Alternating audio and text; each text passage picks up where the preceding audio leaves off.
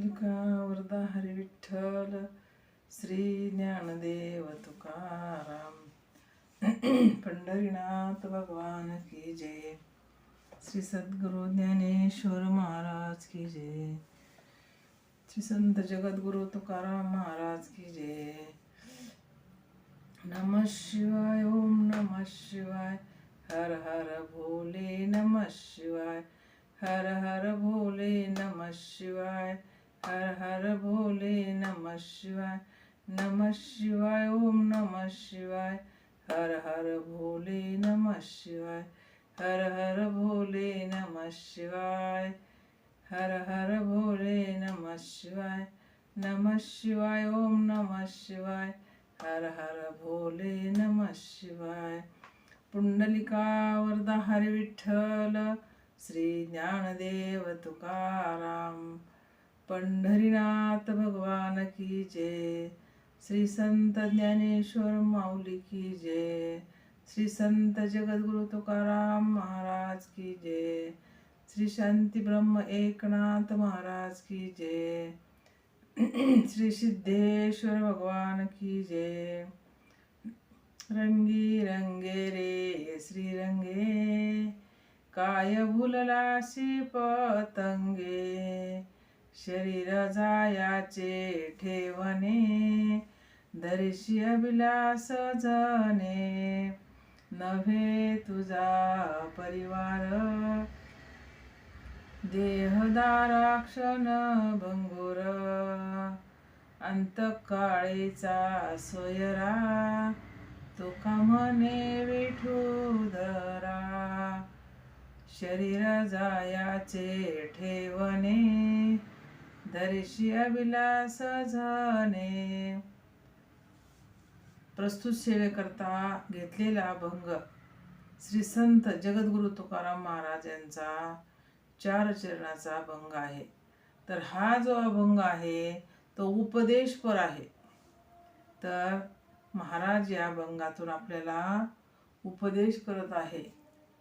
तर असो सलाबाद प्रमाणे चालत आलेला अखंड हरिनाम सप्ताहाचा हा चढत्या वाढत्या क्रमाने आज 7वा दिवस आहे। तर ट्रस्टीच्या वतीने सिद्धेश्वराच्या कृपेने चालत आलेला अखंड हरिनाम सप्ताह तर सेवेकरता घेतलेला अभंग सुद्धा अत्यंत मार्मिक आहे। श्री सद्गुरु भागवत महाराज दळवी यांच्या वाणीतून ऐकलेलं तुमच्या पुढे सांगण्याचा प्रयत्न करत आहे। तर असो या अभंगाचा भावार्थ असा आहे, रंगी रंगे रे श्री रंगे म्हणजे रंगी म्हणजे परमात्मा, रंग म्हणजे अज्ञानी जीव। तर महाराज या अभंगातून अज्ञानी जीवाला सांगतायत की त्या एवढा अमोल मानव दिला ना त्या पंढरीस परमात्म्याच्या रंगात रंगून जा। काय भुललासी पतंगे, अरे पतंग म्हणजे हा खोटा प्रपंच, याच्यामध्ये याचा लोभ धरू नको, याच्यामध्ये भुलून जाऊ नको। शरीर जायाचे ठेवणे, अरे हे शरीर एक दिवस जाणार आहे, हे ज्याची त्याला परत द्यायचं आहे। हा पंचकृत पंचमहाभूताचा स्थूल देह आपल्याला त्या परमात्म्याने दिल्या, तर हे साधन आहे, ह्याच्यामार्फत आपल्याला परमात्म्याची प्राप्ती करून घ्यायची आहे। म्हणून ह्या शरीराचा सुद्धा लोभ धरू नको। नव्हे तुझा परिवार देह दाराक्षण भंगुर, अरे देहच तुझा नाही तर तुझा स्त्री धन मुलं बाळ हा सर्व परिवार तुझा कसा असेल। हे सर्व क्षणभंगूर आहे, दिल्या घेतल्याचे अंतकाळीचे कोणी नाही। आणि पंढरीश परमात्मा ह्या तुला फक्त ह्याच्यातून सोडवणार आहे। तुका म्हणे तर ह्या शरीराचा लोभ धरू नको, अंतकाळीचा सोयरा तुका म्हणे विठुधरा। तुला परमात्मा एक सोडवणार आहे, बाकी तुझं कोणी नाहीये, काही नाहीये, शरीर सुद्धा तुझं नाही। म्हणून महाराज या अभंगातून आपल्याला उपदेश करत आहे। तर असो महाराज म्हटले, अरे एवढा अमोल मानव दिये दिलाय ना, त्याच्या रंगात रंगून जा. तर जो जन्माला येतो ना, तो मरतच असतो, तो कुणीही असो. प्रत्यक्ष राजा दशरथ राजाच्या पोटी भगवान विष्णूने अवतार घेतला, पण त्या राजाला सुद्धा एक दिवस मरावं लागलं, म्हणजे देह टाकावा लागला. आणि भगवान श्रीकृष्ण ज्याचा मामा आहे, अर्जुनासारखा ज्याचा पिता आहे, धर्मराज भीमासारखे ज्याचे चुलते आहेत, तरीही त्या अभिमन्यूचं मरण कुणीही टाळू शकलं नाही. तर मुंगीपासून तर ब्रह्मदेवापर्यंत आणि उंदरापासून तर इंद्रापर्यंत मरण कुणालाही चुकलेलं नाही. नाही उरवाले थे अवतार, एरते पामर जीव किती, 9 भी मर गए, 10 भी मर गए सहस्राठ्याऐंशी, 33 कोटी देवता मर गए, पडे काल की फांसी. पीर मर गए, पैगंबर मर गए जिंदा जोगी, जपी तपी सन्यासी मर गए हकीम रोगी. 3 लोक पर छत्र विराजे, लूटा कुंज बिहारी, कहता कबीरा सो भी मर गए, रयत कोण बिचारी. अरे, ज्याची उत्पत्ती त्याचा विनाश ठरलेला आहे. जो जन्मतो तो मरतच असतो. उपजे ते नाशे, नाशिले पुनरिपी दिशे, ऐशे घटकायंत्र जसे परिभ्रमे गा.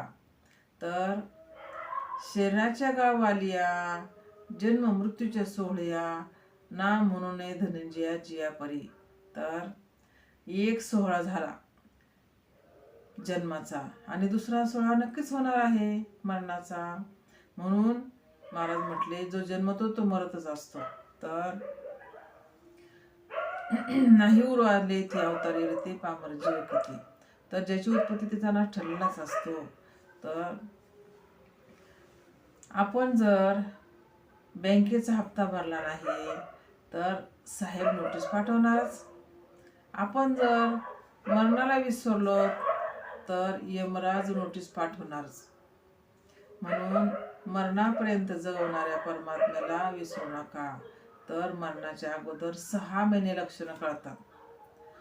पहिलं लक्षण, आपण जर पूर्वेकडे चाललो आणि आपली सावली जर दक्षिणेकडे पडली तर समजावं 6 महिन्यांनी मरण नक्कीच. दुसरं लक्षण, आपण डोक्यावरून जर 2 बादल्या पाणी ओतलं, आपलं हृदय जर कोरडं राहिलं, समजावं 3 महिन्यांनी मरण नक्कीच. तिसरं लक्षण, आपण आरशामध्ये बघितले असता आपल्याला आपलं प्रतिबिंब जर आरशात दिसलं नाही, समजावं 1.5 महिन्यांनी मरण नक्कीच. चौथं लक्षण, आपण जर गंगेच्या पाण्यात गेला असता आणि आपल्याला आपलं जर मुंडकं दिसलं नाही त्या पाण्यामध्ये, तर समजावं की 1 महिन्याने मरण नक्कीच. आणि ज्या दिवशी नाकाचा शेंडा वाकडा होईल त्या दिवशी रामकृष्ण हरी म्हणा. तर ज्ञानेश्वर माऊलीने म्हटलं आहे, कानाने बघतो ध्वनी परिसतो, कानी बोटे घालून या, नादजे पहावे, न दिसता जाणावे 9 दिवस. आपण असं जर कानामध्ये बोट घातले आणि असा गुंग असा जर ध्वनी आला नाही, तर समजावं आपल्याला 9 दिवसांनी मरण येणार नक्कीच. दुसरं लक्षण, आपण डोळ्याच्या ह्या जर आपल्या पापण्या भुवया जर खाली पडल्या, तर समजावं की आपलं आयुष्य फक्त 7 दिवस. आणि पुढचं लक्षण, डोळ्याच्या कोरा आपण अशा जर दाबून बघितल्या आणि चक्र जर दिसलं नाही, तर समजावं आपलं आयुष्य फक्त 5 दिवस राहिलेलं आहे. आणि ज्या दिवशी नाकाचा शेंडा वाकडा होईल त्या दिवशी रामकृष्ण हरी म्हणा. तर ज्ञानदेव म्हणे, हे साधूंचे लक्षण जाणा. तर 1 दिवसापासून 6 महिन्यापासून तर 1 दिवसापर्यंत आपल्याला आपलं मरण कळतं. तर दशरथ राजाचा बघा, एक कानामागचा केस पांढरा झाला तर राजाला संदेश मिळाला, तर राजाने लगेच रामाला राज्य देण्याची तयारी केली. आणि आमच्या बापाचे सगळेच पांढरे झाले तरीही सोडत नाही. तर राजाचा राजाचा एकच कानामागचा केस पांढरा झाला तर राजाने लगेच रामाला राज्य दिलं. कारण की एक कानामागचा केस पांढरा होणं ही मृत्यूची सूचना आहे. जरा कर्णमुळी सांगू आली गोष्टी, मृत्यूची भेटी का नव. तर मरण जवळ आले तर आपण सावध का होऊ नये असं असं असा अर्थ आहे. तर 6 महिन्यापासून 1 दिवसापर्यंत मरण कळतं. म्हणून महाराज म्हटले, अरे त्या मरणापर्यंत जगवणाऱ्या परमात्म्याला विसरू नका, मरण विसरू नका. तर महाराज म्हटले, डोळ्याने बघतो दोन्ही परिसतो, कानिपती चालतो, जिव्हेने रस चाखितो, मधुरही वाचेनी बोलतो, हाताने काम करीत बोसाल, विश्रांती घ्यावया, घेत झोप फिरून उठतो ही ईश्वराची दया. अरे आपण तोंडात घास घालू एवढी सुद्धा आपली सत्ता हातात नाहीये. आपण झोपेतून उठू हे सुद्धा आपल्या हातात नाहीये. कोण दिवस येईल कैसा नाही द्याचा भरोसा. म्हणून महाराज म्हटले, अरे त्या श्रीहरीच्या रंगात रंगून जा, म्हणजे त्याचं भजन करा. एवढा अमोल मानव दिलाय ना, त्याचं भजन करा. तर दिनरजनी हाची धंदा, गोविंदाचे पोवाडे. म्हणून महाराज भजनामध्ये विक्षेप होऊ नये म्हणून कधी भंडाऱ्या डोंगरावर जात असं, कधी भामचंद्रावर जात असं, कधी घोरड्या डोंगरावर जात असं भजन करण्यासाठी, विक्षेप होऊ नये म्हणून. तर आईसाहेब म्हटल्या, जिजाऊसाहेब म्हटल्या, अहो सांगून तरी जात जा, मी कुठं कुठं फिरायचं तुम्हाला शोधत. तर महाराज म्हटले, गावले अगं इंद्रायणीच्या पलीकडे आलीस ना तर 3 रस्ते फुटतात. तर त्या 3 रस्त्याला कान लावायचा आणि ज्या रस्त्याने विठ्ठल विठ्ठल दोन्ही त्या रस्त्याने यायचं. तर बघा केवढा अधिकार होता महाराजांचा. महाराजांच्या पायाखालची जमीन विठ्ठल विठ्ठल विठ्ठल म्हणत होती. आणि बघा जनाबाई शेणाच्या गौऱ्या वेचायला जात असं. आणि त्या दोन्ही गौरीतून विठ्ठल विठ्ठल दोन्ही ती गौरी जनाबाईने वेचलेली असायची. एकदा काय झालं, जनाबाई अशा गौऱ्या वेचायला गेल्या आणि त्यांच्याबरोबर एक दुसरी मुलगी पण आली होती. तर त्यांचे झाले भांडण. तेवढ्यामध्ये तिथून एक असं, जनाबाईचा अधिकार केवढा आहे बघा. तर संत कबीर हे काशीवरून आले ते. तर त्यांना कळालं होतं की इथं कुणीतरी महान संत आहे पंढरपूरमध्ये. जनाबाई हे महान संत आहे. कोण आहे त्यांना कळालं. तर ते काशीवरून आले आणि आल्यानंतर त्यांनी विचारत गेले, संत जनाबाई कुठे राहतात असं पंढरपूरमध्ये विचारलं अनेक लोकांना. तर म्हटले, संत जनाबाई आमच्या इथे कोणी नाही, पण नाम्याची जणी आहे म्हटले. तर मग ते विचारत गेले आणि म्हटले, जनाबाई कुठे आहेत म्हटले, आमची जनिका. तर गोनाई म्हटले, आमची जनिका नामदेवरायाची आहे म्हटले. हो म्हटले, ती माळावर गेली म्हटले गौऱ्या वेचायला. तर तिथे गेले शोधत माळावर संत कबीर. तर गेल्यानंतर मग कबीर महाराज गेले आणि त्या 2 मुली भांडत होत्या.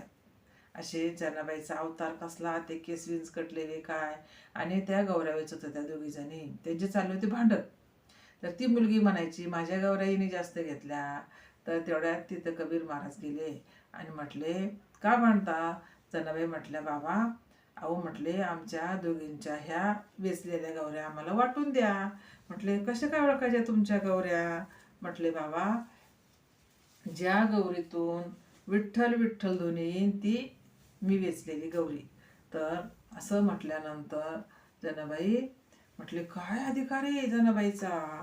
तर ज्या गौरीतून विठ्ठल विठ्ठल दोन्ही ती मी वेचलेली शेणाची गौरी असं जनाबाई म्हटल्या. आणि बघा केवढा अधिकार होता जनाबाईचा. आणि श्री संत चोखोबाराय हे मंगळवेड्याला भिंती खाली दडून त्यांचा असे अनेक लोक गाडले गेले. आणि भगवान म्हटले नामदेवराया, अरे माझ्या म्हटले चोखोबारायांची हाडं घेऊन या. तर नामदेवराय म्हटले चोखोबारायांचे हाडे कसे ओळखायचे? म्हटले अरे ज्या हाडातून विठ्ठल विठ्ठल ध्वनी ते माझ्या चोखोबारायाचे हाडं नामदेवराया. भगवंताने काय केलं, आपला खांद्यावरचा शेला दिला, म्हटले धरा, ह्याच्यामध्ये माझ्या चोखोबारायांचे हाडं घेऊन या. आणि काय त्या बघा केवढा केवढा अधिकार होता चोखोबारायांचा सुद्धा. इतकं नामस्मरण असायचं त्यांचं की त्यांच्या हाडातून सुद्धा विठ्ठल विठ्ठल ध्वनी येत होता. आणि ज्या हाडातून आवजीन ते माझ्या चोखोबारायांचे हाडं घेऊन या म्हटले नामदेवराया. आणि त्यांनी अस्थी अशा आणल्या. आणि आणखी सांगण्याचं तात्पर्य बघा, अर्जुन एवढा अधिकारी होता. अर्जुन सुद्धा, अर्जुनाच्या रोम रोमातून विठ्ठल विठ्ठल विठ्ठल ध्वनी यायचा. आणि असे अनेक संत होऊन गेले. बघा, सांगण्याचं तात्पर्य असं आहे की महाराज त्यांच्या पायाखालची माती विठ्ठल विठ्ठल म्हणत होती. तर आईसाहेब म्हटल्या गेल्या एकदा काय झालं, महाराज म्हटले अहो म्हटले इंद्रायणीच्या पलीकडे आलेच ना, की 3 रस्ते फुटतात, त्या रस्त्याने यायचं, ज्या रस्त्याने विठ्ठल विठ्ठल ध्वनी त्या रस्त्याने यायचं. तर गेल्या महाराज एकदा भंडाऱ्या डोंगरावर गेले होते. तर गेल्या आईसाहेब भाकरी घेऊन गेल्या आणि रस्ता अडचणीचा होता. तर आईसाहेबांच्या पायामध्ये काटा भरला.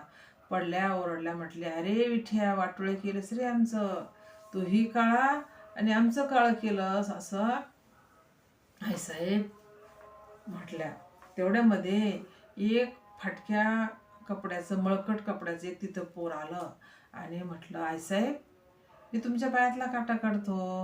आईसाहेब म्हटले अरे तू एवढूसा पोर, तुला कसा काटा काढेन रे म्हटले नाही आईसाहेब, मी आत्तापर्यंत अनेकाचे काटे काढले, तुमच्या पायातला काटा काढतो म्हटले. तर घेतला आईसाहेबाचा पाय आपल्या मांडीवर घेतला भगवंताने. ते पोर काय सामान्य नव्हतं, ते भगवान होते, पण त्या माऊलीला माहीत नाही. तर आपल्या मांडीवर पाय घेतला. तर भगवान म्हटले मी काढतो काटा. आईसाहेब म्हटले अरे मेल्या, तुला कसा रे जमल, तू एवढूसा पोर म्हटले. भगवान म्हटले नाही आईसाहेब, मी आतापर्यंत अनेकांचे काटे काढले. तर त्या माऊलीला काय माहिती हे कोण आहे, तर हे पोर कोण आहे त्या माऊलीला काय माहिती. तर आज भगवंताच्या दर्शनाला रांगा लागतात. वाळवंटापासून महाद्वारापर्यंत सुरवराची झाली दाटी जोडोनी कर. आज मंगळवेढ्यापासून तर देवाच्या रांगा लागतात दर्शनाला. वारीमध्ये लोक महिना महिना चालतात आणि ऑनलाईन पास काढून जातात, तरी त्याचं दर्शन होत नाही. तर भगवान म्हटले त्या माऊलीला माहीत नाही का हे कोण आहे. भगवान म्हटले साहेब मी काटा काढतो. घेतला आपल्या मांडीवर पाय घेतला भगवंताने आणि भगवान थुंका लावतात. तर आईसाहेब म्हटलं अरे आवर, केवर थुंका लावतोस. अहो आईसाहेब काटा दिसे ना, आता याला सगळं जगातलं दिसतं, याला काटा दिसे ना का. पण भगवंताने आपल्या आईसाहेबाचा पाय घेतला, त्यातला काटा काढला. आणि अशा संतांच्या दर्शनाला देवाच्या रांगा लागतात. भगवान म्हटले मी ह्या दिवसाची वाट पाहत होतो, तर तू माझ्या संत भक्तांची सेवा करतेस. आज मला माझ्या भक्तांची सेवा करायला मिळाली, केवढं परभाग्य आहे. देव इच्छिरज चरणाची माती चालत असे मागे मागे, नामयाचे पाठी चाले किशोराज चरणी रज लागाव्या. अशा संतांची देवसुद्धा अपेक्षा करत असं. तर मग भगवान एकदा महाराज काय झाले, एकदा भंडाऱ्या डोंगरावरून भजन करून येत होते आणि येत असताना त्यांचा एक बालमित्र भेटला. बरं झालं एकांतात भेटला, कारण की लंगोटीयार मित्र त्याला काही समाजात महत्त्व कळत नसतो, तो काय अवमान करीन सांगता येत नाही.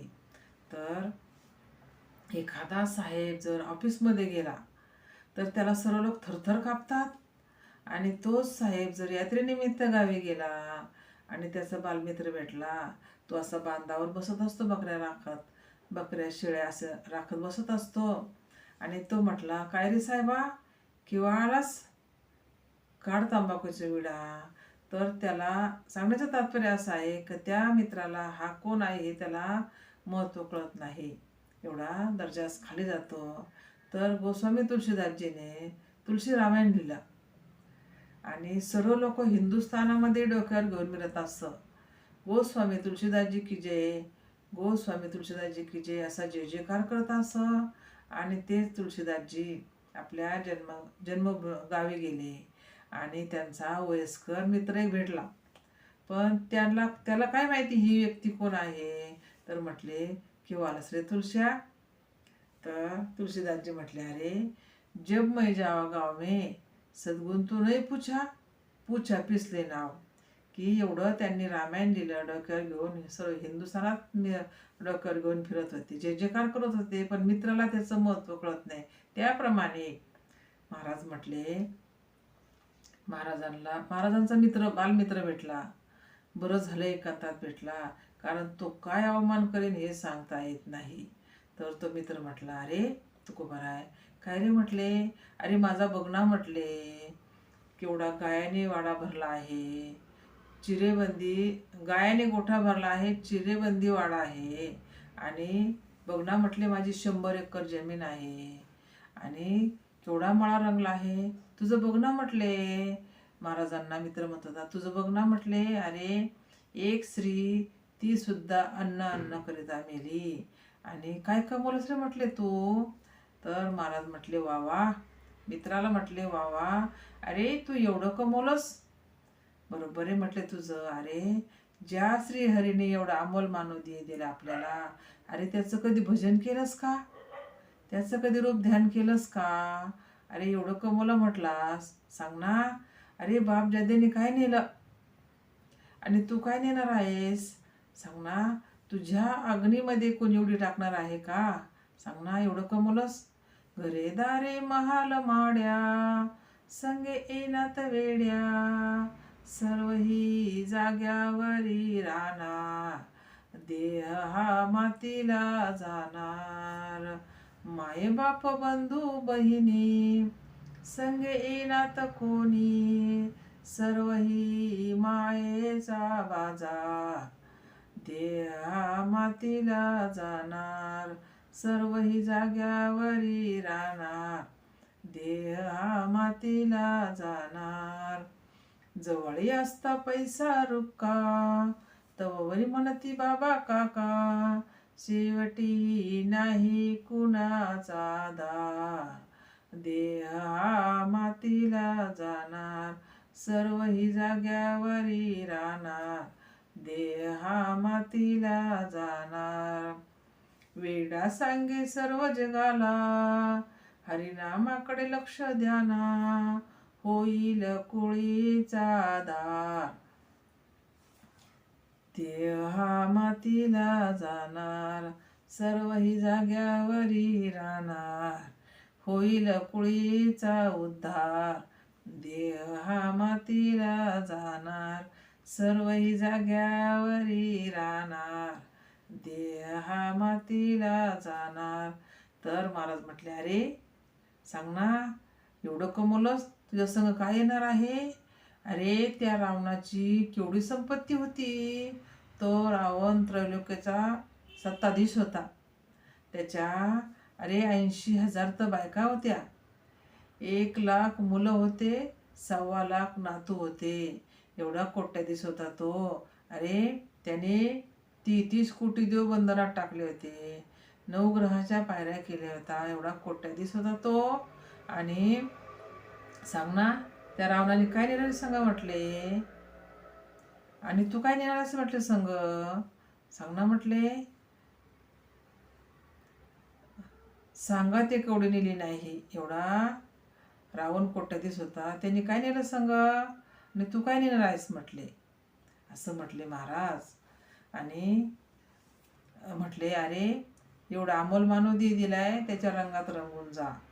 तर महाराज म्हटले, रंगी रंगे रे श्रीरंगे, काय बोललासी पतंगे, शरीर जायची ठेवणे दर्शी अविलास धने. तर